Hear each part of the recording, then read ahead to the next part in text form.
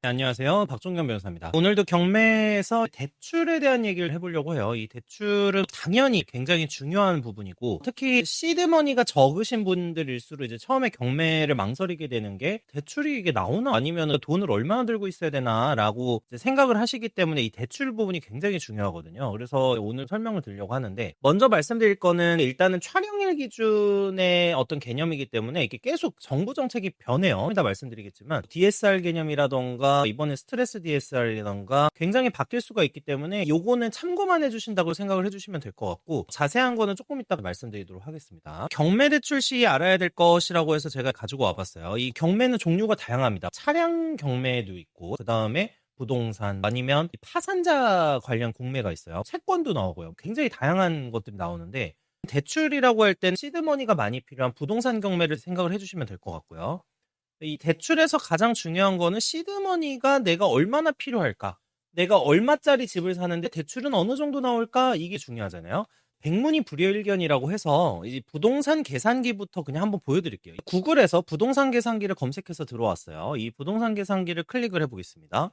자, 부동산 계산기에 클릭하셔가지고요. 가장 먼저 확인할 거는 뭐냐면 여기서 취득 등기 비용 같은 이런 것도 다 가능해요. 기본적으로 내가 얼마 비용이 들지도 계산을 할 수 있는데 이사 비용, 명도 비용까지 해서 그냥 500에서 1000만 원 정도 생각을 하시면 돼요. 당연히 이제 낙찰받는 물건에 따라 다르지만 이제 기본적으로 그 정도 생각은 하셔야 되고, 거기다 수리 비용 같은 거 이런 거 든다고 하면 금액이 초과될 수도 있는데 자세한 건 여기 등기비용 취득세 여기서 검색을 하셔서 보시면 되겠습니다. 오늘 할 거는 대출이잖아요. 대출을 보면 여기 경매계산 쪽에 들어가셔서요. 경락대출 한도를 눌러보시면 돼요. 어떤 식으로 돼 있느냐, 1금융권, 2금융권 이 대출 가능한 한도가 다릅니다. 2금융권이 보통 더 많이 나오고 그 대신 아시겠지만 이율이 높아요. 그래서 이 부분은 감안을 해주시고, 자체 기준에서 여기서 작성을 해서 계산을 하는 방식도 있습니다. 그러니까 이거는 원하시는 대로 활용을 하시는데, 내가 그냥 1금융권에서 대출을 한번 받아보겠다라고 하면 가정을 한번 해볼게요. 그냥 감정가를 2억으로 두고요.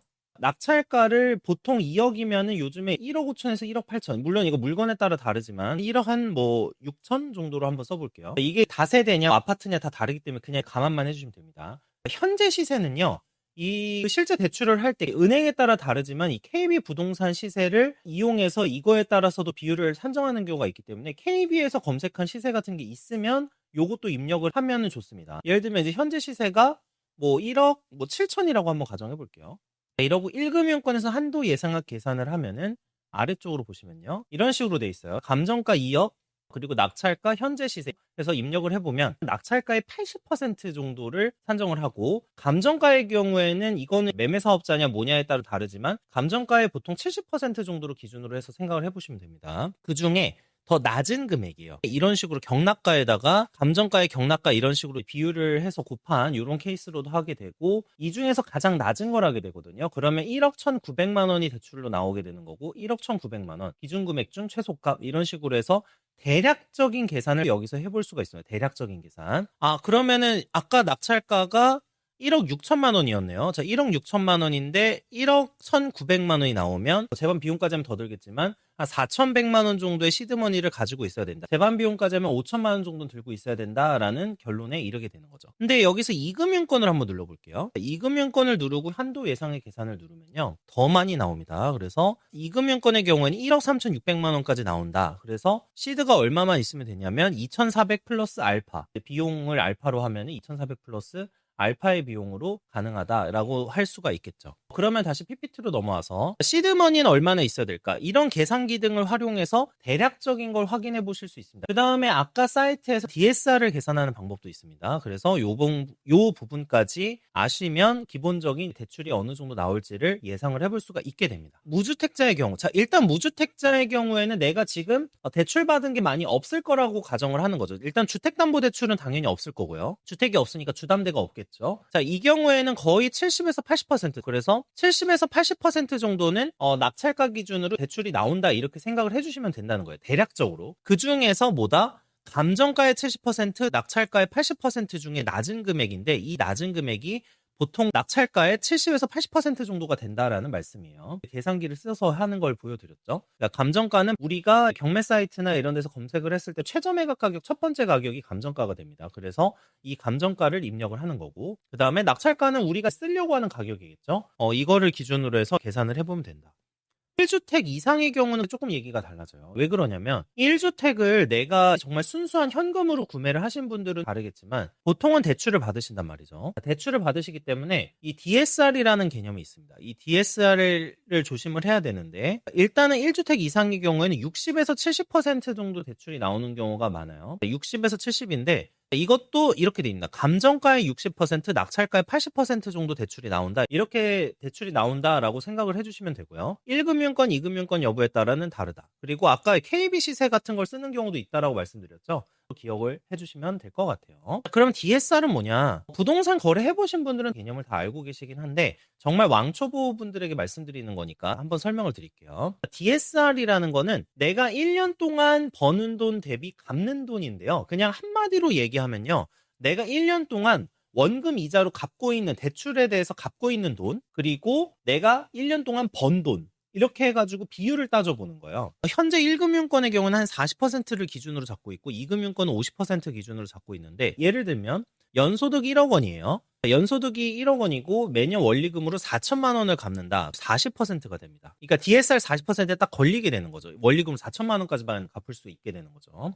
이런 DSR 기준들이 있어요. DSR 기준들이 있는데 이런 DSR 기준을 넘어가게 되면 대출이 안 나올 수 있다는 걸 생각을 하게 돼야 되는 거죠. 그리고 곧 3단계 스트레스 DSR이 적용 예정입니다. 금리 변동이 나중에 될 수가 있잖아요. 계속해서 금리가 바뀌니까 그러면 변동금리 대출 상품의 경우에는 대출에서 갚는 돈이 늘어날 수 있다는 거예요. 그래서 이걸 미리 감안을 해서 대출 한도를 산정하겠다는 뜻이에요. 요것 때문에 대출 한도가 줄어들 가능성이 매우 높은 상황입니다. 다만 이제 이 지방의 경우에는 지금 부동산 계약이나 부동산 매매가 잘 되고 있지 않기 때문에 지방의 경우에는 이 스트레스 DSR을 완화해야 되는 거 아니냐라는 논의가 나오고 있어요. 그러면은 이 DSR은 결국에 내가 일반 한 1주택자거나 소득이 그렇게 높지 않은 상황에서 1주택, 2주택 이렇게 늘려가는 과정에서는 불리하게 작용할 수가 있는 거고 보통 소득이 낮으신 경우나 시드가 낮으신 경우에는 1주택 하시고 1주택 매도하시고 1주택 하시고 1주택 매도하시고 이런 게 안전하게 할 수 있는 방법입니다. 근데 이 DSR에 대해서 적용을 받지 않는 게 있어요. 뭐가 있냐면 매매 사업자가 있습니다. 이 매매 사업자의 경우에는 다른 영상에서 설명드렸다시피 사업을 하시는 분인 거잖아요.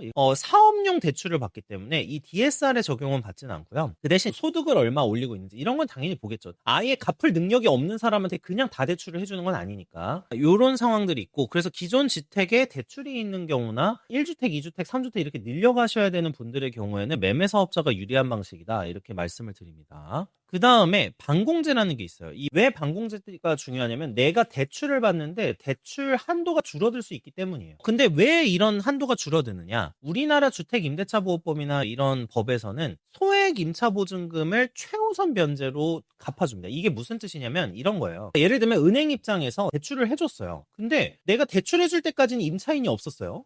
들어와 있는 세입자가 없었는데 갑자기 집주인이 세입자를 드려요. 세입자를 드리는데 그 세입자가 은행보다 나중에 들어왔음에도 불구하고 최우선적으로 일부 보증금을 가져갈 수 있다는 거예요. 경매 절차에서. 만약에 집주인이 돈을 안 갚게 되면은 경매 절차로 넘어가게 되는데 여기서 세입자가 돈을 자기가 제일 먼저 가져가. 그래서 이것까지 감안해서 대출을 해주는 게 반공제라는 거예요. 이것 때문에 보통은 일반적인 지역은 한 2,500만 원, 최근의 기준이에요. 최근 기준. 2,500만 원 정도까지는 소액 임차 보증금으로 해서 반공제를 하게 돼 있고요. 서울의 경우에는 5,500만 원이에요. 좀 이따 보여드리겠지만 이거 하면은 대출을 아까 받을 수 있는 한도에서 확 내려가게 돼요. 어떤 식으로 되냐면 보통 MCG나 MCI 같은 상품이 있어서 반공제 부분에 대해서 보증을 하는 상품이 있어요. 그래서 만약에 보증을 못하게 되면은 반공제를 해야 되는 상황이지만 이걸로 보증을 할 수 있으면 돈을 내야겠죠. 보험 상품이니까. 그래서 이걸 통해서 다시 대출 한도를 이 반공제 부분을 다시 올릴 수가 있다. 그리고 작년에 중지가 됐었다가 MCI, MCG가 지금은 다시 1금융권에서도 하고 있는 추세입니다. 그리고 하나 더 이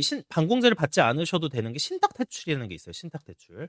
신탁대출은 뭐냐면 소유권을 신탁회사로 옮겨놓는 거예요. 그래서 반공제가 적용이 안 돼도 가능하다. 다만 단점은 조금 이율이 높을 수 있다. 이런 거를 이제 생각을 해주시면 됩니다. 그래서 반공제를 피해가는 거는 이 두 가지 방법이 있다. 대출은 받을 수 있을 가능성이 높습니다. 일반적인 문제 없는 물건에 대해서 막 위반 건축물이나 이런 거 아니면 대출은 나올 수 있다. 다만 이율의 문제거나 뭐 이런 거에 문제만 있을 뿐이다. 그래서 MCAI나 MCG는 주택담보대출과 동시에 가입하는 보험으로 보험이 없으면 소액 임차보증금 뺀 금액만 대출받을 수 있어서 대출의 한도가 줄어듭니다. 이런 부분들이 있는데 소액 임차보증금에 대해서 제가 자세히 설명을 좀 드릴게요. 이게 뭐냐면 지역에 따라 달라요. 지금 서울이 1억 6,500만 원 이하의 전세 보증금을 한 경우 이때는 소액 임차인으로 보게 되고 이 1억 6,500만 원 이하 중에 5,500만 원까지를 먼저 가져갑니다. 그래서 이걸 반공제하는 거고요. 그 다음에 과밀억제 권역, 서울 제외한 과밀억제 권역, 세종, 용인, 화성, 김포 등에서는 4,800만 원까지 반공제. 그 다음에 광역시, 안산, 광주, 파주, 이천, 평택의 경우는 2,800만 원까지입니다. 그리고 그 밖의 지역에서는 2,500만 원까지. 이 부분을 MCG나 MCA 같은 거를 하지 않거나 신탁대출을 하지 않는 이상은 반공제될 수도 있기 때문에 이 부분에 대해서는 대출한도 계산할 때 조심하셔야 된다. 이렇게 말씀을 드리고요. 최근에 MCG랑 MCA 가입 제한이 해제가 됐어요. 작년 말에 풀기 시작을 했는데 1금융권인 국민은행이나 하나은행 이런 경우에서 가입 제한을 해제하고 대출을 하고 있습니다. 그러면은 대출을 어디에다 알아봐야 될까를 고민하실 분들이 많으실 것 같아요. 대출 상담은 첫 번째는 제일 대표적인 거는 그 낙찰받으러 가시면은 거기 대출 이모님이 계세요. 근데 공매라거나 아니면은 파산자 공매거나 이런 경우에는 사실 이렇게 알아보기가 어렵겠죠. 기존에 알고 있는 분들 아니면, 그쵸? 그러니까 대출 상담의 경우에는 이런 사이트를 이용하시기도 합니다. 원래는 경매 입찰 법정 앞에서 나눠주시는 분들 상대로 해서 전화를 여러 군데 돌려보시면 돼요. 한 10군데 정도. 근데 이 대출 상담 그렇게 하기가 어려우시다라고 하시면은 이 두 사이트를 이용해 보시면 됩니다. 일단은 경매를 위하여라는 사이트가 있는데 그 사이트에 들어가셔서 약간 돈 내고 하는 상담이 있어요. 이제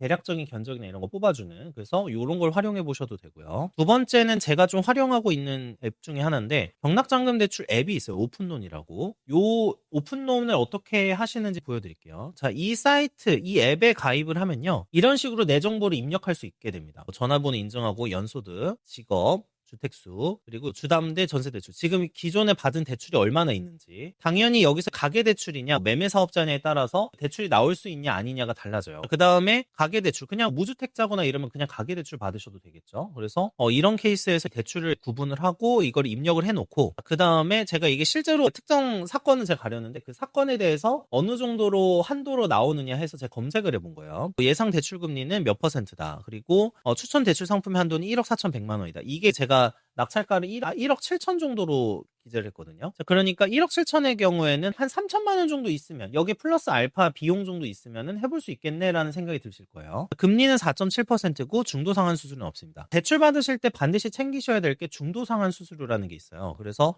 이런 것도 설명을 해줍니다. 이거는 제가 매매사업자로 해가지고 체크해서 받아본 건데 LTV가 60입니다. 감정가나 이런 거에 60%까지 나오는 거가 되는 거고요. 여기서도 반공제가 언급이 나와요. 방의 개수만큼 반공제가 들어가며 현재 예상 한도는 방 한 개를 기준으로 반공제가 적용된 금액이다. 이런 식으로 나오게 되고요. 매매사업자는 DSR을 고려하지 않는다. DSR을 고려하지 않으니까 매매사업자로 클릭했을 때 DSR을 고려하지 않는다라고 떴던 거고, 그리고 이것도 근저당으로 가능한 최대 한도는 1억 4,100만 원, 신탁으로 가능한 최대 한도도 1억 4,100만 원, 최저금리는 이 정도다. 이런 식으로 진행이 된다라고 알고 계시면 되겠습니다. 이 앱에서 활용하시면 이런 식으로 하실 수가 있고요. 대출 상담사분들이죠. 사실 대출 이모님이라고 많이 부르는데 대출 이모님들께 연락을 드리면 사실은 제가 이 지금 화면은 낙찰받기 전에 그냥 예상으로 한번 뽑아본 거예요. 근데 솔직하게 아마 초보분들 다 경험해보셨을 거예요. 처음에 경매하신 분들 제일 답답한 게 뭐냐면 다도 알아. 이런 거 대출 한도 알아봐야 된다는 거 아는데 막상 전화해보면 이거를 안 알려줘요. 그쵸? 솔직히 안 알려주잖아요. 연락이 아예 안 와요. 문자해서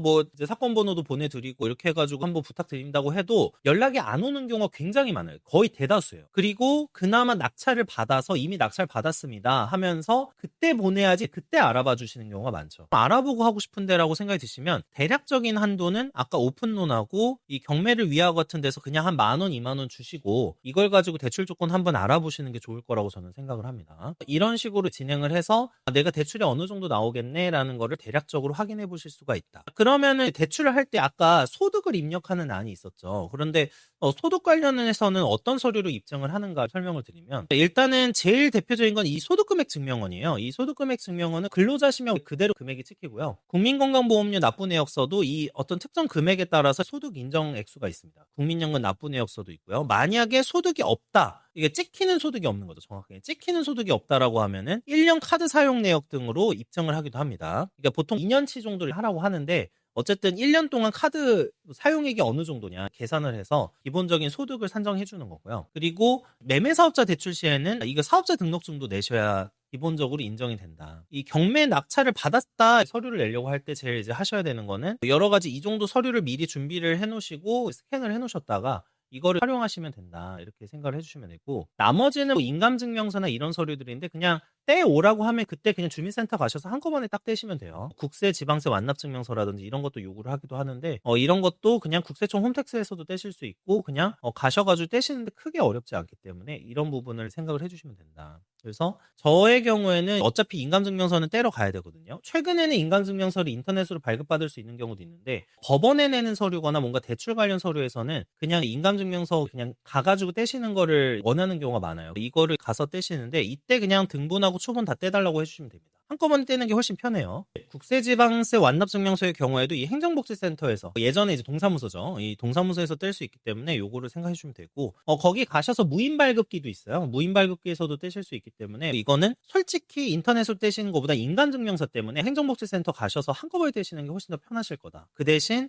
아까 말씀드렸던 여기 경매 낙찰 관련 서류나 뭐 이런 부분들은 미리 좀 준비가 되어 있어야겠죠. 소득 관련 인정 서류도 미리 준비를 하셔야 될 수도 있기 때문에 이 부분 정도만 참고를 해주시면은 기본적인 대출과 관련한 내용에 대해서 설명을 마치게 되었습니다. 경매 시작하실 때 시드머니가 얼마 안 되시고 해서 고민하시는 분들이 있기 때문에 대출이 굉장히 중요해서 대출에 대해서 설명을 드렸고요. 솔직하게 말씀드리면 다세대나 지방 아파트 정도를 하시려면 최소한 3천 정도는 있으셔야지 가능한 경우가 많아요. 물론 특수물건이라고 해서 지분 경매라던가 땅 아니면 지분 경매 중에 되게 소액으로 나온 거 이런 것들 아니면은 그 대출이 필요한 경우들이 굉장히 많다. 그래서 이거는 참고를 해주시면 되고 만약에 정말 소액 한 500만 원 정도부터 경매 시작하시고 싶다라고 하면은 진짜 소액으로 하는 지분 경매 중에 땅이나 아니면 차량 경공매를 더 추천드려요. 차량 경공매, 파산재 공매 이용해서 차량으로 조금 사고 파시면서 돈을 버실 수 있거든요. 이 차량 같은 거나 다른 물품을 경매로 시작하시는 것도 나쁘지 않다. 그 대신